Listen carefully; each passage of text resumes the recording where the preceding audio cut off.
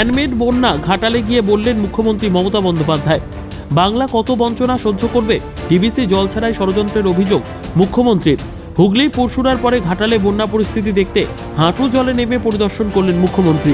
তিনি বলেন, কেন্দ্র সরকারের কাছে ঘাটাল মাস্টার প্ল্যান পড়ে রয়েছে, না করায় রাজ্য সরকার সেটা নিজে হাতে নিয়েছে করার জন্য।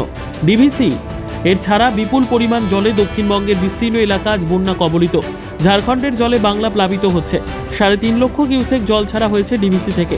এত জল এর আগে ছাড়া হয়নি। পরিকল্পিতভাবে বাংলায় এই ম্যানমেড বন্যা করা হচ্ছে। আমি নিজে ডিভিসির সঙ্গে কথা বলেছি, ঝাড়খণ্ডের মুখ্যমন্ত্রীর সঙ্গে কথা বলেছি। আজ ঘাটালের বন্যা পরিস্থিতি খতিয়ে দেখতে ঘাটালে রানীর বাজারে আসেন মুখ্যমন্ত্রী মমতা বন্দ্যোপাধ্যায়। পশ্চিম মেদিনীপুরের ঘাটালে আমি বন্যা পরিস্থিতি সরেজমিনে খতিয়ে দেখেছি। বন্যা দুর্গত মানুষদের সঙ্গে কথা বলেছি। আগামীকাল যাব পাঁশকুড়াতে।